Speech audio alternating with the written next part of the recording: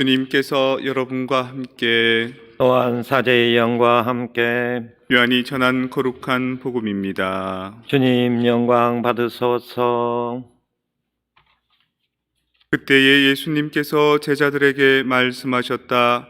나는 너희에게 평화를 남기고 간다. 내 평화를 너희에게 준다. 내가 주는 평화는 세상이 주는 평화와 같지 않다. 너희 마음이 산란해지는 일도 겁을 내는 일도 없도록 하여라. 나는 갔다가 너희에게 돌아온다고 한 내 말을 너희는 들었다. 너희가 나를 사랑한다면 내가 아버지께 가는 것을 기뻐할 것이다. 아버지께서 나보다 위대하신 분이기 때문이다. 나는 일이 일어나기 전에 너희에게 미리 말하였다. 일이 일어날 때에 너희가 믿게 하려는 것이다. 나는 너희와 더 이상 많은 이야기를 나누지 않겠다. 이 세상에 우두머리가 오고 있기 때문이다. 그는 나에게 아무 고난도 없다. 그러나 내가 아버지를 사랑한다는 것과 아버지께서 명령하신 대로 내가 한다는 것을 세상이 알아야 한다. 주님의 말씀입니다. 그리스도님 참여합니다. 평화를 빕니다. 평화를 빕니다. 피천득시 얘기 들어보셨죠? 피천득시 직접 보신 적 있습니까? 저는 피천득 신주도 모르고 만난 적이 있습니다. 신학교 1학년 때 해어동 지하철역에서 지하철을 기다리고 있는데 어떤 약간 구부정한 할아버지가 나를 이렇게 아주 재미있게 쳐다보더라고요. 대학생인가 그러더라고요. 그래서 예, 학교는 가톨릭 대학교입니다. 신부님 되는가? 예. 어디로 가시냐면 저기 샘터라는 출판사가 있거든요. 거기로 이제 가시는 길이었나 봐요.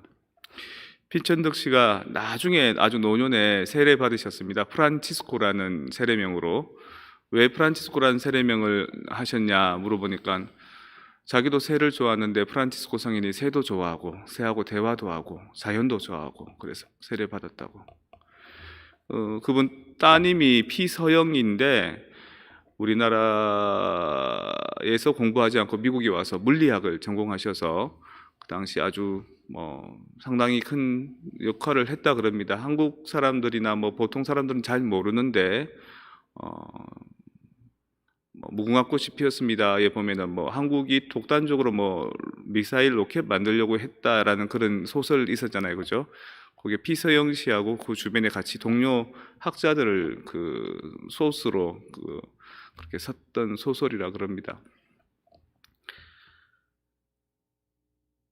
피천득 씨가 어릴 때부터 공부를 시작했습니다. 일본에서 시작하고 또 원래는 중국 쪽에 만주 쪽에서 조금 사셨다 그래요. 집안이 이제 부유했고 괜찮았지만 아버지는 일찍 돌아가시고 어머니만 혼자 계셨는데 그나마 또 어머니도 몸이 약하셨다 그럽니다. 그래서 피천득 씨 한 16살 요맘때쯤에 어머니가 이제 유독하다 그래서 어머니한테 갔더니만 어머니가 이제 정말 이제 마지막 순간인 거예요. 숨이 꼴깍꼴깍 넘어가는 순간인데 엄마한테 가서 이제 매달리는 거죠. 엄마 죽으면 안 돼. 그러고 이러니까 사람들이 막 뜯어 말렸답니다.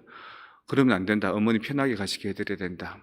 아니야, 난 엄마랑 같이 갈 거야. 그러니까 사람들이 나쁜 아이라고 막 야단치면서 그랬다는 그거를 이제 수필에 쭉 쓴 적이 있습니다. 그분 글을 쭉 보면은 상당히 온유하고 평화로운 것 같은데도 또 애잔하고 애수에 낀 그런 어떤 내용도 조금 있습니다. 그리고 우리나라 어떤 학자들보다도 가장 문학적으로 영문학적으로 깊이 있는 내용들을 많이 담지했었죠. 그분이 쓴 글 중에 그런 대목이 나옵니다.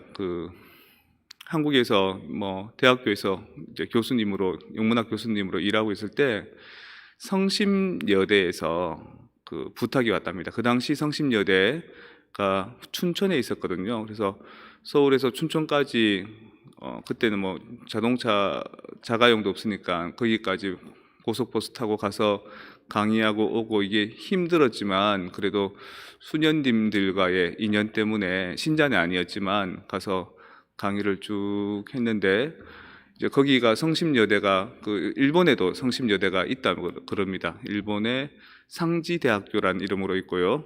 그 대학교만 있는 게 아니라 부설 중고등학교 그다음 유치원도 있었다 그러죠.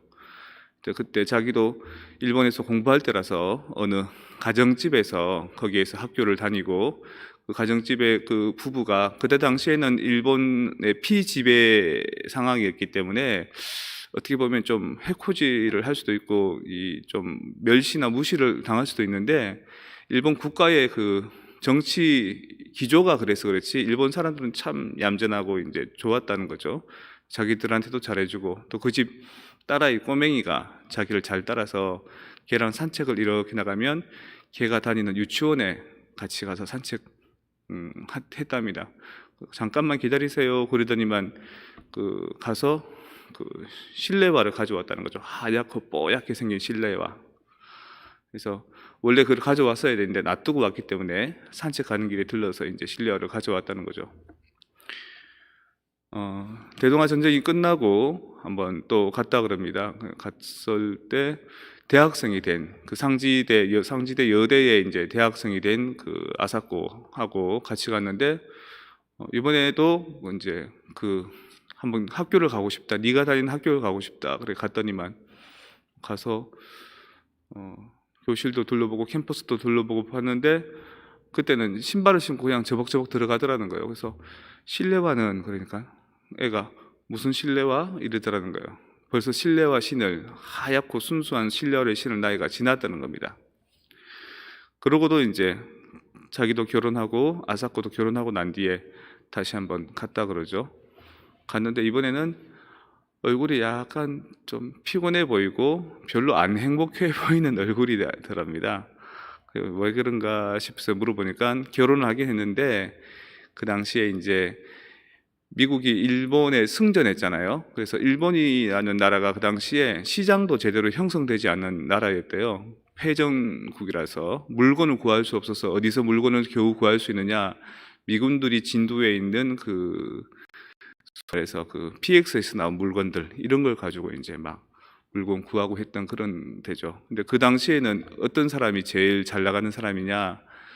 미국에서 그 군대에서 그 운영하는 기관의 군무원으로 일하는 사람, 그 사람이 최고 어깨에 힘을 주고 의석대더라는 겁니다. 그 사람은 벌써 집안이 뭐 아마 가대나쯤 됐을지도 모르겠습니다. 여기 미국에서 살던 이제 그 제미 일본 2세였고 영어도 잘하고 그래서 미국에 채용이 되어 있었는데 이 정서 자체가 일본의 전통적인 정서가 아니었기 때문에 아사코랑 좀 부딪히는가 보다. 그래서 아사코의 얼굴이 좀 불행해 보인다 이런 느낌이 들었다는 거죠. 아사코도 썩 자기 모습을 보여주기가 달갑지 않아 하는 것 같고 첫 번째 인연은 참 좋았다. 두 번째는 봐도 그만 안 봐도 그만이었지만 그래도 나쁘지 않았다. 세 번째 아사코와 만났던 인연은 안 입어왔으면 더 좋을 뻔했다 이런 얘기를 합니다. 정서 자체가 그 뭐라 그럴까요? 아무리 전쟁 기간이지만 아무리 피지배 국가와 지배 국가의 관계지만 아무리 전후에 전후 복구의 기간이지만 그 안에서도 풋풋한 내면에 좀 안정감 있는 정서들을 느낄 수 있는 그 사람의 피천덕 씨의 위랑 글이지요. 예수님께서 오늘 우리에게 하신 말씀, 나는 너희의 평화를 주고 간다, 내 평화를 너희에게 준다, 뭐 이런 말을 하는데 결국 이게 한 줄로 딱 요약하면 뭐냐면 나는 간다라는 겁니다. 나는 간다. 내가 죽었다가 부활해서 너희들하고 평생 같이 살았으면 좋겠지만 나는 간다. 아사코와 피천득 씨가 잠시 제외했다가 서로 또 갈라지는 것처럼 떠나는 것처럼 나는 간다. 나는 가지만 너희들이 어떻게 했으면 좋겠다? 평화로웠으면 좋겠다. 나의 평화를 너희에게 두고 간다. 근데 평화라는 게 예수님이 가시면서 우리에게 평화를 주고 간다라고 하지만 우리에게는 계속 평화로울 수 있을까요?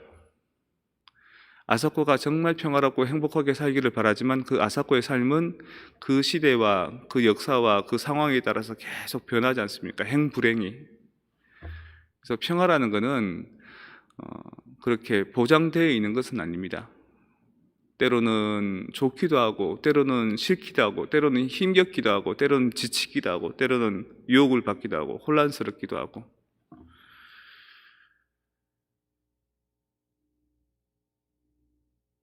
김용택 시인이라고 섬진강변에 이제 그 아이들 분교에서 아이들 가르칩니다. 뭐 10명 남짓, 학년도 뭐 1학년부터 6학년까지지만 한 학년에 1명, 2명이기 때문에 전체를 데리고 이제 수업을 하는 거죠. 1, 2학년은 그냥 옆에서 놀게 하고 2, 3학년은 조금 가르치고 5, 6학년은 오히려 2, 3학년, 3, 4학년을 같이 가르치고 뭐 그런 데 있는데 애들한테 수업보다 더 좋은 시간이 뭐냐면 학교 오면 제일 먼저 새를 키우는 새장에 가서 공작, 비둘기, 십자매, 앵무새 이런 거 치워주는 거, 새들이 쌓아놓은 똥 치우고 새로 물 갈아주고 모이 주고 이 낙으로 이제 학교를 다니는데 어느 날 애들이 표정이 다 죽어가더라는 거예요.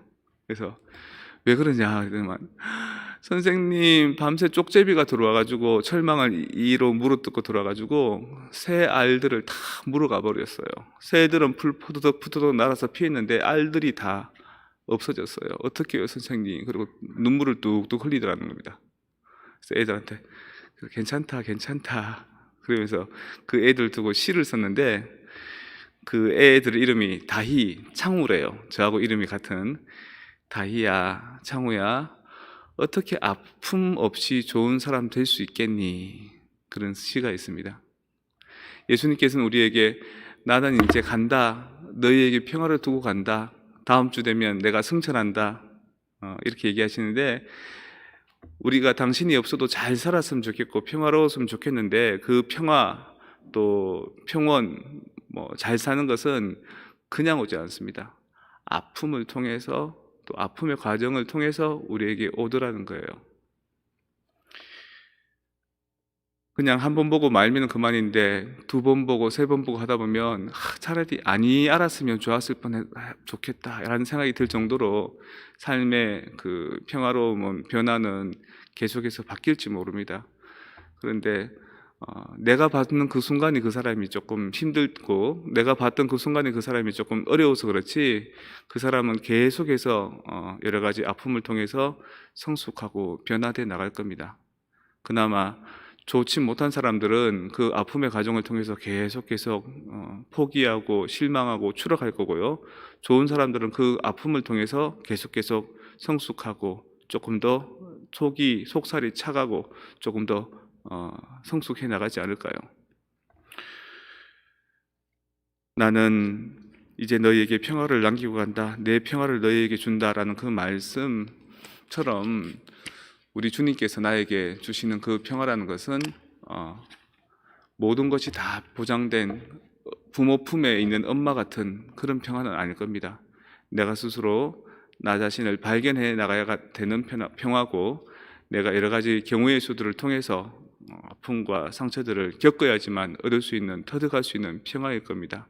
그래서 비록 아삽고의 유치원 시기에 순수함을 잃는다 하더라도 나중에 결혼하고 자식 놓고 또 이 외지에서 사는 삶들이 뒤돌아봤을 때 그래도 걸어온 발자국마다 하느님의 은총이었다라고 감사할 수 있는 그날을 위해서 우리는 오늘도 내일도 끊임없이 걸어가면서 하루 살 수 있는 양식과 하루 살 수 있는 용기와 힘을 청해야 할 것입니다.